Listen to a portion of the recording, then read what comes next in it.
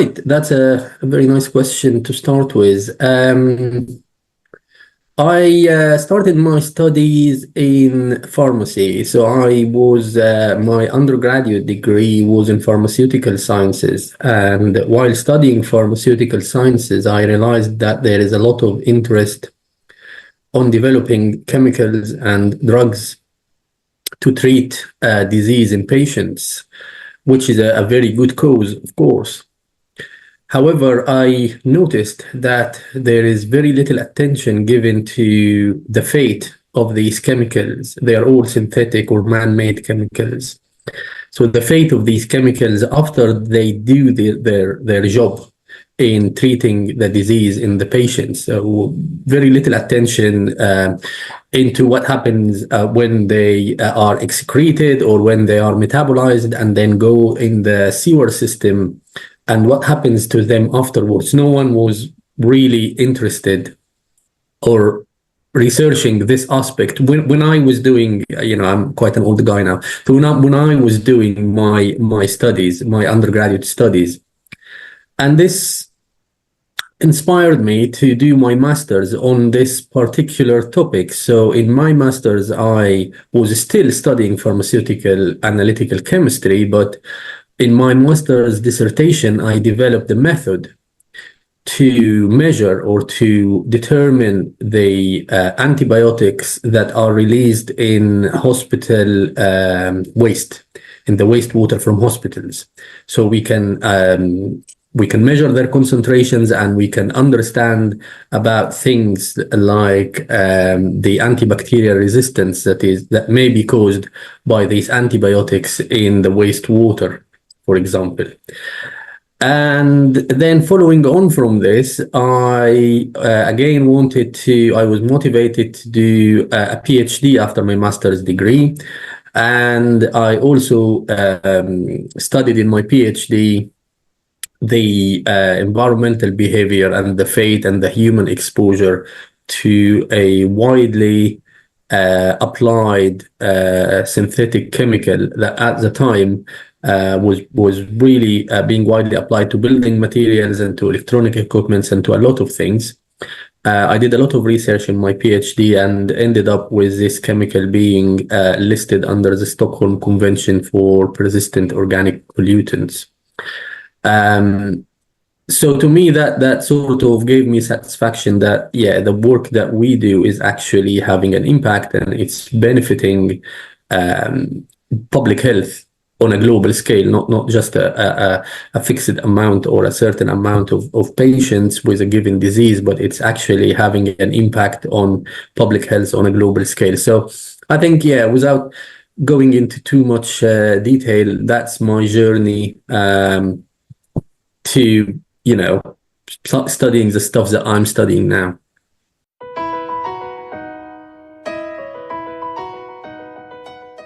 And again, that's another very good question. So yes, the paper you pointed out is one of the major outputs from my own research in the past year. And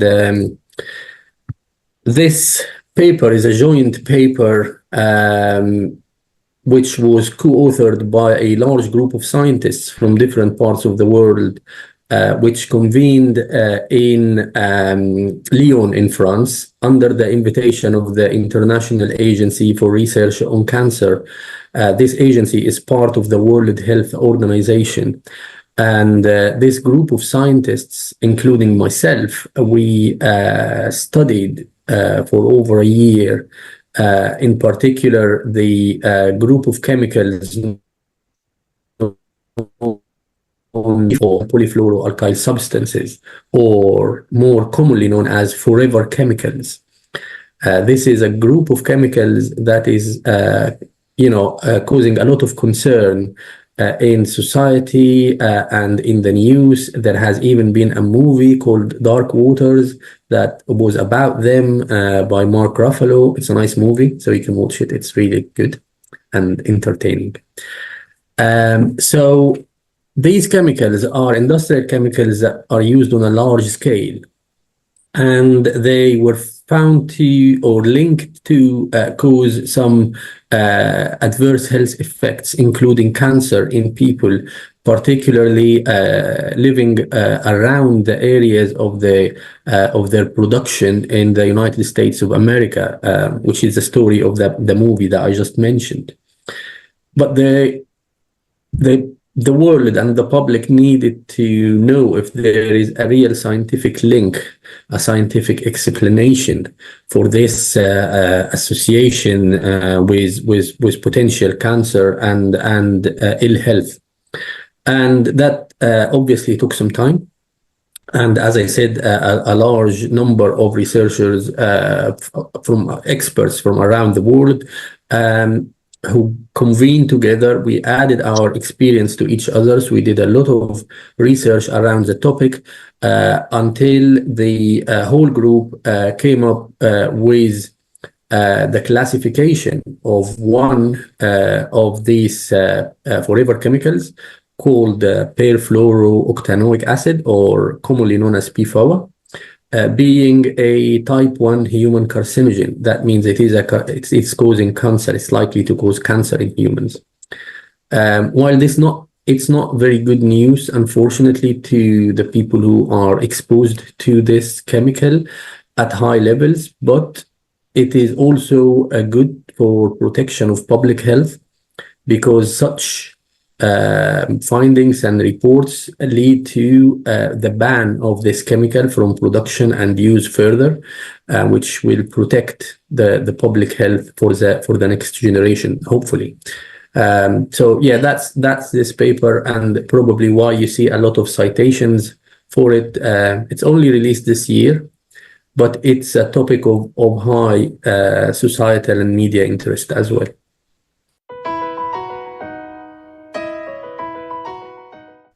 Okay, so the use of exposure models and pharmacokinetic models is something that is integral to the type of research that I do and my research group does.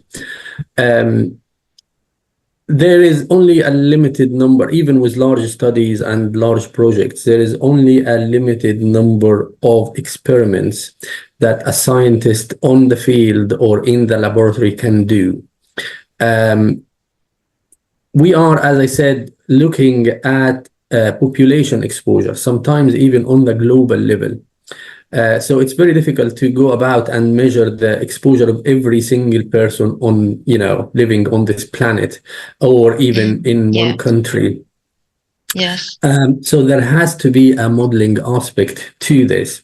And in that case, we start with a certain number, limited, as I said, of field studies or laboratory studies, but the results are taken and they are mathematically modeled using different statistical treatments and algorithms to reflect, in that case, population exposure, for example. And that's the exposure models.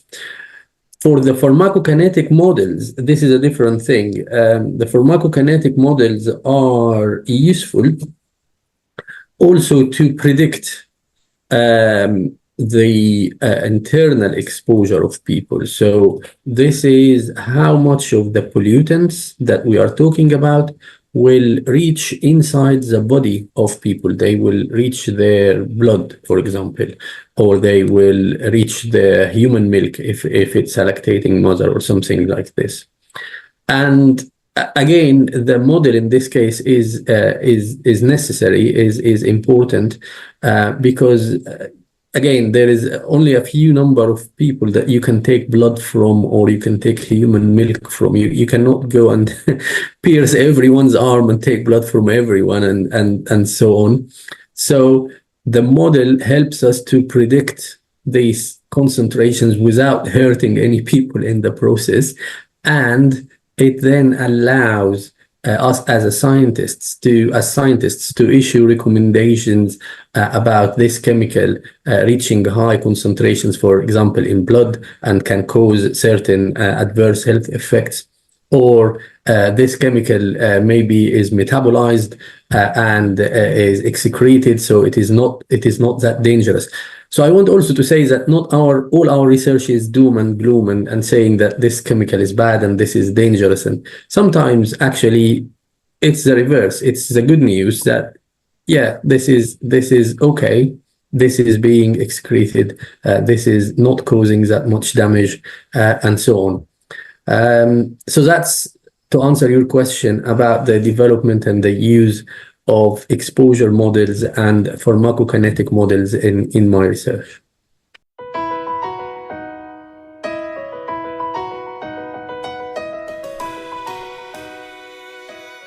There is always interesting and exciting advancement, in the field, and this spans from new technologies, things like, for example, now in the field of microplastics, which is one of the emerging contaminants that we are looking at. We are looking at developing new methods, exciting methods using advanced mass spectrometry to be able to understand the behavior, the environmental behavior and fate of rubber particles. And the rubber particles are of particular interest because they are ubiquitous. There is a lot of them in the environment because we all ride cars or bikes, and all these tires are made from rubber. But from a scientific or an analytical chemistry point of view, these used to be called the invisible plastics because they are very difficult to measure. And now we are having advanced techniques promising to enable us to measure them. And this is a very interesting current field of research that we are stepping into as my research group. So that's very exciting for me, at least. There is all the excitement also around topics that are helping to protect environmental health and public health, and advances forward with legislation. And again, in that particular aspect, I will refer to the forever chemicals, or the PFAS. Our research from my group and from other research groups around the world has now contributed to new legislations in the United States of America through the United States Environment Protection Agency, but also in Europe, here in the UK, and all around the world, governments and organizations starting to realize the risk of these chemicals and issuing regulations and policy to limit their use, control exposure, and basically protect their public health. So again, looking into the news every day and reading about this is exciting because it shows that our research has impact, and it is contributing to helping with public health protection. So yes, I think just giving you two examples of the two aspects that I find exciting, whether it's exciting in new technologies or it's exciting in the impact of research and the advancements in the field in general.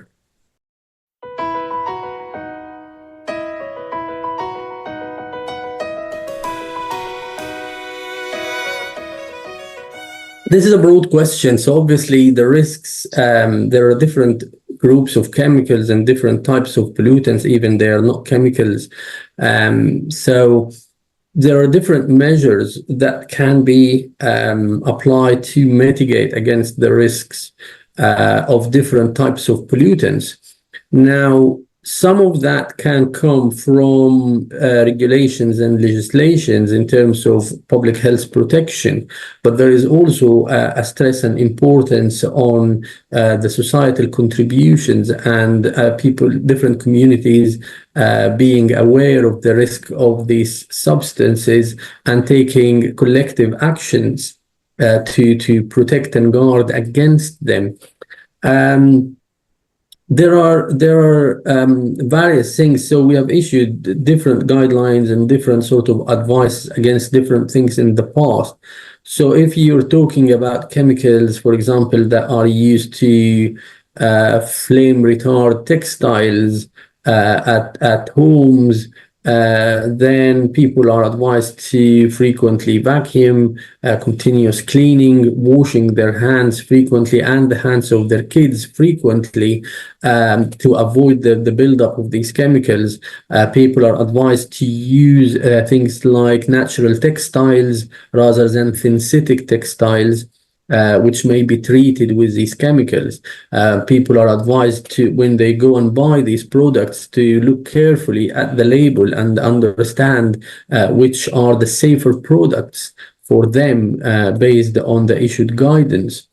There are other aspects and other chemicals which are we are mainly exposed to through different types of diet and food. So there are advice around the healthy diet, around avoiding the fatty food, for example, or processed food, and so on. Yeah, so I think the advice and the measures to mitigate vary according to the pollutant or the contaminant we're talking about. But essentially, we as scientists need to first understand the behavior of that particular contaminant or group of contaminants in the environment so that we can then educate people about it, raise awareness about it, and advise or issue guidance about how to avoid or how to mitigate the risk from these chemicals. So, yeah, and sometimes even after we do that, it remains, it remains an issue for a certain number of years. But then this is a continuous and ever-growing field of research, which is a good thing. It's always sort of progressing and advancing.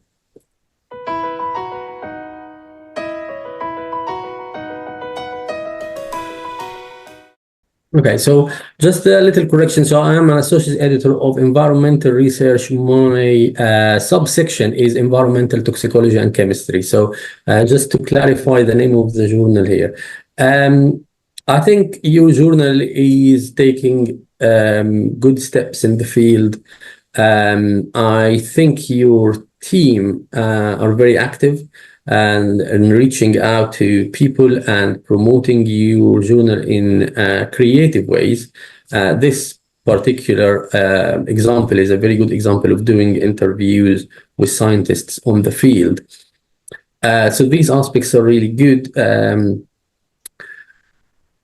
I think in terms of advice, I would say to maintain integrity is a major thing now in the field of scientific publication. By integrity, I mean scientific integrity and ethical integrity, because a lot of the scientists and authors around the world now are bombarded every day with a large number of emails in their inbox, and we kind of developed a sense to know whether this is a predatory publisher or not. And I think one of the important things for all new journals, not just yours, I know yours is a good one, but for all new journals is to distinct themselves from these predatory publishers. Once you start building that trust among researchers, then it's always the way up. So that's a good thing. I think the other thing is probably to use the editorial board, because I've also looked at the editorial board members, and they are all very good scientists and big names in their fields. So probably use the editorial board to promote the journal much as possible, informally. I'm not talking about the formal events, but informally, when they go to conferences, when they hold meetings, they mention Yes. the journal, because as I said, this just helps to build that reputation and confidence that this is a scientific journal, and it's applying the ethical concepts of research, and it's not one of them predatory publishers. Once you get away from this as a new journal, then it's, yeah, because I think one of the good things, one of the advantages of your journal is that the area of research that you're targeting, environmental exposure assessment, is actually, there is not many journals specialized in this area. So there is a lot of research, but this particular area of research, you are one of a few. So that's good. It's a good niche. So yeah.